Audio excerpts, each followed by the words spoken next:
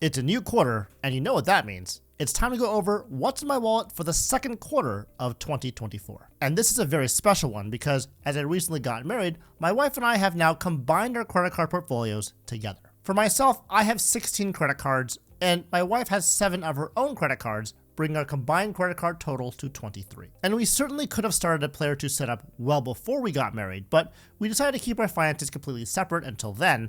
But now that we're married, this is where the fun begins. So in this video, I'm going to explain how we're integrating her credit card portfolio with mine and how we're going to be using our credit cards moving forward. And I'm super pumped to introduce her credit card portfolio for the first time, but before we do that, I want to review my own current credit card setup to provide some context. And to be upfront, my wallet setup hasn't changed since last quarter. My core credit card setup consists of 5 credit cards: the US Bank Altitude Reserve, the Bilt Mastercard, the Bank of America Premium Rewards Elite Credit Card, the Amex Platinum Card, and the Bank of America Customized Cash Rewards Card. The US Bank Altitude Reserve Card earns 3x points back on travel and mobile wallet purchases, but with real-time rewards, I get a 1.5x point redemption rate on those earnings, so the effective cashback rate is 4.5x points back. The Bilt Mastercard earns 3x points back on restaurants where mobile wallets are not accepted, and 1x points back on rent. And the Bank of America Premium Rewards Elite Credit Card is my catch-all card, earning 2.625x points back on all other purchases as a Platinum Honors member. The other 2 cards are supporting cards in my core setup, with the Amex Platinum used mainly for benefits like airport lounge access,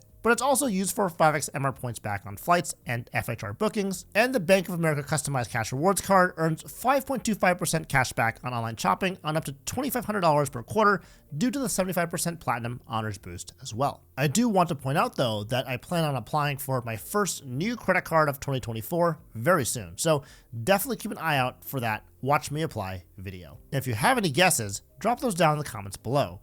Here's a hint: I'm finally under Chase 524. Now, assuming that I'll be approved for that card, what's nice about my current setup is that my catch-all credit card, which is my Bank of America Premium Rewards Elite card, can be swapped out and replaced by the new card, which I'll be putting all of my spend on for the welcome offer so that I can make sure I meet that minimum spend requirement. So you can see that with this setup, I have most, if not all, major categories covered with very little overlap between cards, which is the goal. But now that I'm married, my wife's cards have entered the picture too, and so let's go over what credit card she has first. Of course, this won't be an in-depth review of each card, but I'll mention a few key points about each one as we go through them. So with that in mind, the first card in my wife's main credit card setup is the Chase Sapphire Preferred. This card has a $95 annual fee and is her main restaurant card, earning 3x points back on dining, including eligible delivery services, takeout, and dining out, but more importantly, unlocks the ability for her to transfer her Ultimate Rewards points out to Chase's transfer partners. And since she has that ability, it would make sense that she has other Ultimate Rewards points earning cards too,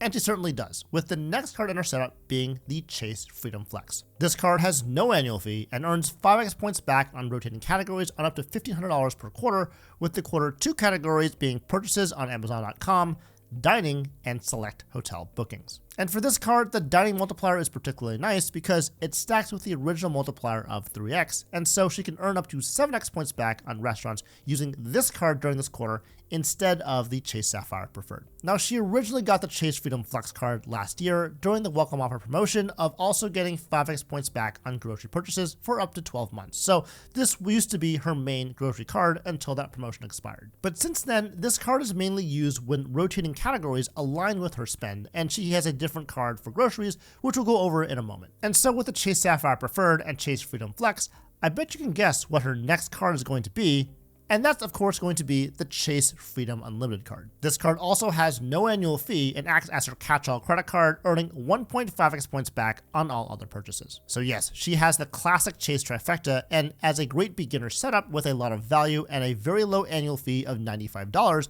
this was definitely the setup that I recommended her to have. But as we all know, Chase is missing 2 major everyday categories, which are groceries and gas. And yes, the Chase Freedom Flex can cover these usually 1 quarter of the year, but that doesn't really count in my book. So the next card that she has covers that grocery category, and that would be the Citi Custom Cash Card. This card has no annual fee and earns 5x thank you points back on up to $500 in spend per billing cycle on your highest spending category, and so again, only grocery purchases end up on this card. And to cover the gas category, she has the Citi Costco Visa card, which earns 4% cash back for gas, which we pretty much only get from Costco. Now with this card, the cash back you get isn't as good as the other cards, as it's only redeemed as a lump sum once a year in February, but I think it still counts. Now this next category is not necessarily considered a main credit card category, but my wife spends in it a lot, certainly much more than me, and this category is online shopping. And for this spend, she has the Bank of America Customized Cash Rewards card, and she earns 4.5% cash back on those purchases on up to $2,500 in spend per quarter. And this category is typically 3%, but it's elevated for her due to the 50% boost as a Platinum tier member in the Bank of America Preferred Rewards program. So you can see that she has all of her major categories covered with her credit card setup,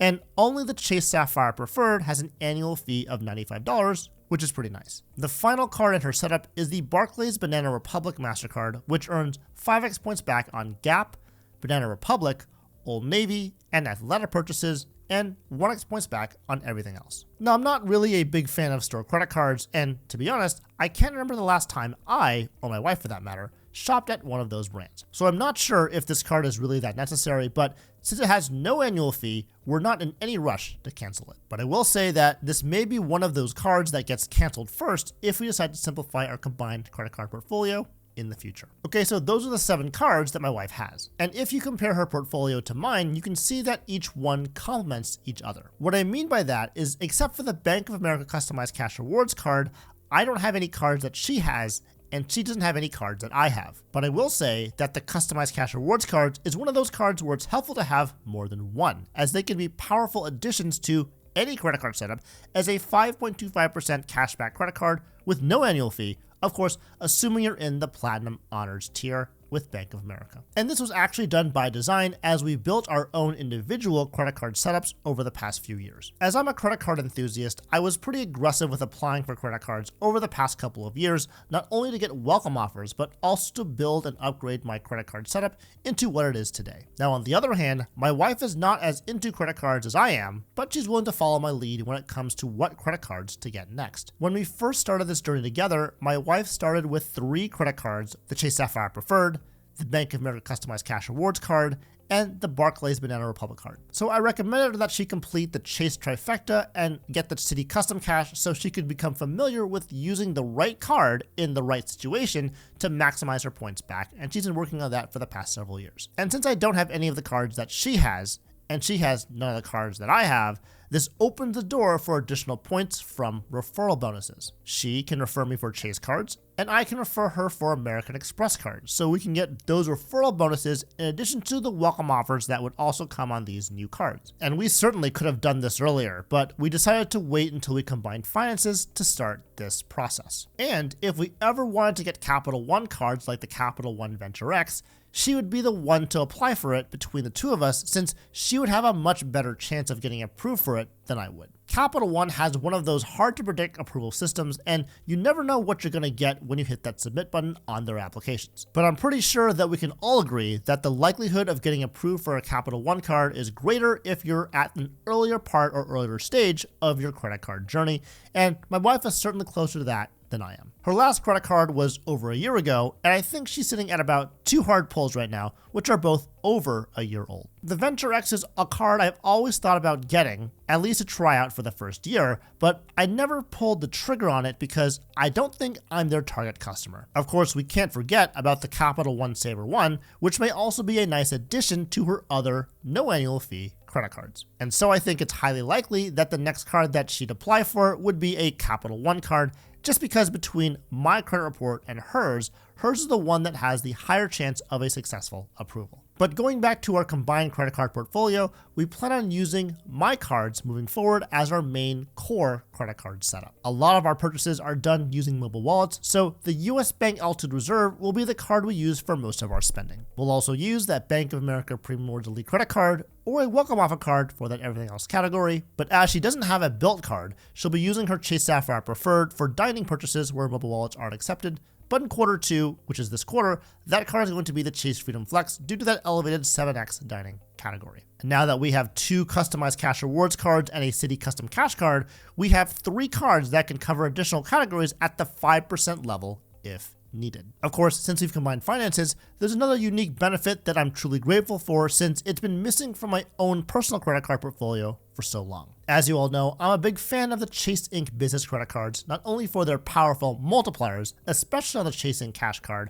but also for their very profitable welcome offers. There's now been multiple instances where the offer was as high as 90,000 Ultimate Rewards points after spending $6,000 in purchases, and that's for a no annual fee card. I've certainly taken advantage of this welcome offer, and I've been building up my Chase Ultimate Rewards points bank for quite some time. But I've continued to hoard these points because I never had a way to redeem them through Chase's travel partners, as I don't have a Chase Sapphire Preferred, Chase Sapphire Reserve, or Chase Inc. Preferred. And since my wife has a Chase Sapphire Preferred, this is actually a pretty big deal. Chase has an option to transfer your points to another Chase account. So once I get that set up, I could transfer my points to her account, and then she can redeem our combined points through transfer partners as a Chase Sapphire Preferred cardholder. And since we both have a combined total of 500,000 Chase Ultimate Rewards points, this is going to open up a lot of redemption opportunities for travel for the both of us. And the process to connect her account to mine so we can transfer points between accounts is pretty simple. All we have to do is call Chase customer service and ask them to connect both of our accounts, and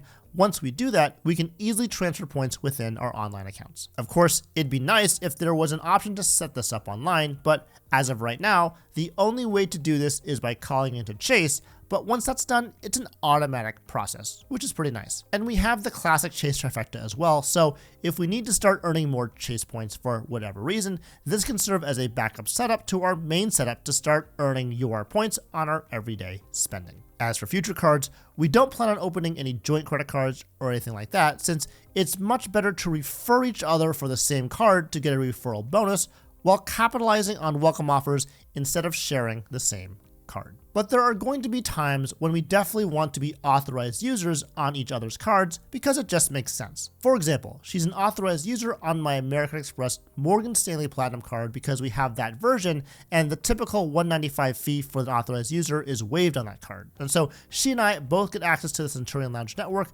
but for no authorized user fee. On the other hand, if my wife gets approved for the Capital One Venture X card, I'll definitely want to be an authorized user on that card too, since then we'll both have access to the Capital One lounges, and so we can go in together instead of her leaving me at the gate while she goes in by herself. And so that's what's in my wallet for the second quarter of 2024. Just like last quarter, nothing much has changed, but as I'm finally under Chase 524, I'll be applying for new Chase credit cards real soon. And of course, as my wife and I have recently combined our finances, this opens up a lot of Player 2 credit card strategies, as I mentioned earlier, so I'm really excited to implement them in the very near future. And to start, one of the first questions I have is, which Chase credit card should I get first?